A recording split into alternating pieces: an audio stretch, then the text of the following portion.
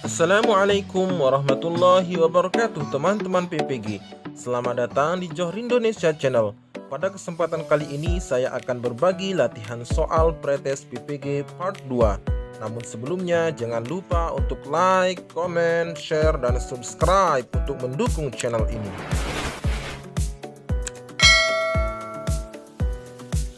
Baiklah teman-teman, kita mulai dari soal nomor 1. Landasan pendidikan jenis ini memiliki asumsi yang bersumber dari hakikat manusia, hakikat ilmu, nilai serta perilaku yang dinilai baik dan dijalankan setiap lembaga pendidikan. Adalah pilihannya di sini ada landasan filosofis, landasan sosiologis, landasan religius, dan landasan yuridis. Jadi berdasarkan pertanyaan di sini, opsi yang tepat adalah landasan filosofis. Kita lanjut ke soal nomor 2 teman-teman. Berikut ini contoh konkret dari implikasi landasan religius dalam pendidikan di sekolah adalah, berarti yang ditanyakan di sini adalah landasan religius, hal-hal yang menunjukkan pada perilaku yang sifatnya religius teman-teman. Tinggal kita perhatikan di sini pilihannya. Pilihan yang A, menjaga lingkungan sekitar rumah karena kebersihan merupakan sebagian dari iman. B, gotong royong dan saling menghormati antar warga masyarakat meskipun berbeda suku, ras, dan agama. C, guru mengajarkan siswanya untuk berdoa sebelum dan sesudah pembelajaran. D, guru menggunakan media pembelajaran yang interaktif untuk mendukung pembelajaran di kelas. Jadi berdasarkan pertanyaan di atas, opsi yang tepat adalah opsi yang C teman-teman. Guru mengajarkan siswanya untuk berdoa sebelum dan sesudah pembelajaran. Kita lanjut ke soal nomor 3 teman-teman. Peserta didik kelas Y sebagian besar memiliki gaya belajar visual.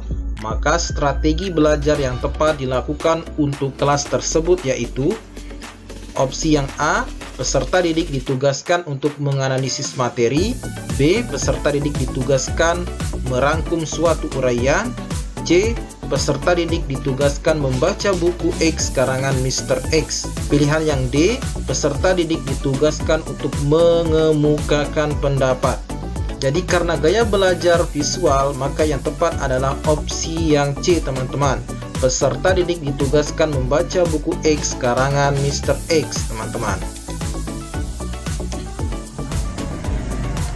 Kita lanjut ke soal nomor 4 teman-teman. Pak Ferdi ketika akan melakukan kegiatan pembelajaran dengan topik penyakit menular melakukan pretest terlebih dahulu. Hal ini artinya guru memperhatikan karakteristik peserta didik dalam hal. Nah, pretest itu dilakukan supaya bagaimana teman-teman? Apakah A, memotivasi belajarnya, B, perkembangan sosialnya, C, perkembangan emosinya, atau D, kemampuan awalnya? Jelas sekali tujuan dari pretest adalah untuk mengetahui kemampuan awal dari peserta didik teman-teman. Kita lanjut ke soal nomor 5 teman-teman. Untuk meningkatkan motivasi dan prestasi belajar siswa dengan menerapkan teori belajar konstruktivisme dalam pembelajaran, karena dalam teori belajar ini, pilihan A, mudah dalam mengevaluasi hasil belajar. B, siswa belajar dalam kelompok, maka tugas guru lebih ringan. C, menempatkan siswa sebagai subjek belajar. D, siswa diberi tugas sehingga belajar lebih aktif. Jadi, dalam teori belajar konstruktivisme, siswa ditempatkan sebagai subjek belajar. Artinya siswa sebagai pusat belajar atau student oriented teman-teman.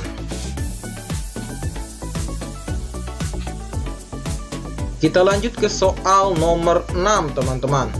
Salah satu perkembangan teknologi dalam praktik pembelajaran adalah dengan mengintegrasikan teknologi. Salah satunya adalah pembelajaran yang memanfaatkan sosial media.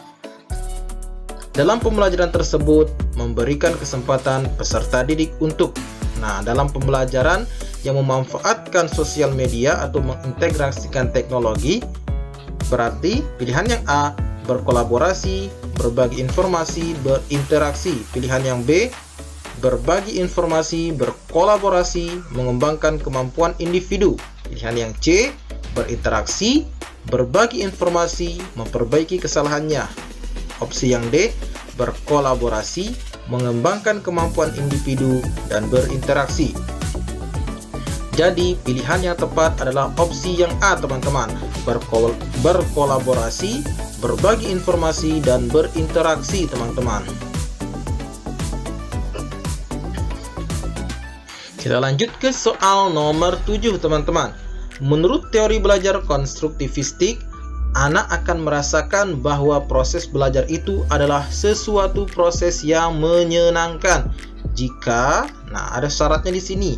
Dalam teori konstruktivisme, belajar adalah sesuatu yang menyenangkan apabila yang A, sesuai dengan taraf berpikir anak, B, ada keterlibatan intelektual dan emosional anak, C, belajar dipraktekkan, D, adanya kompetensi belajar. Jadi pilihan yang paling tepat di sini adalah opsi yang B, teman-teman.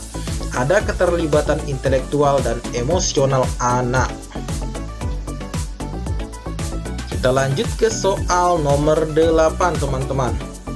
Kurikulum sebagai pedoman dalam melakukan pengawasan terhadap pelaksanaan pembelajaran di sekolah merupakan fungsi kurikulum bagi, jelas sekali di sini teman-teman, fungsi kurikulum bagi kepala sekolah, teman-teman.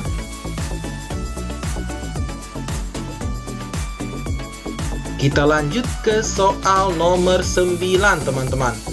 Kurikulum harus aktif berpartisipasi sebagai kontrol atau filter sosial, menunjukkan fungsi kurikulum sebagai, apakah di sini fungsi konservatif, kreatif, evaluatif, dan dinamis. Opsi yang tepat di sini adalah fungsi konservatif, teman-teman. Soal yang terakhir, teman-teman. Kualifikasi yang diharapkan dicapai oleh siswa setelah menyelesaikan pendidikan di SMA merupakan tujuan.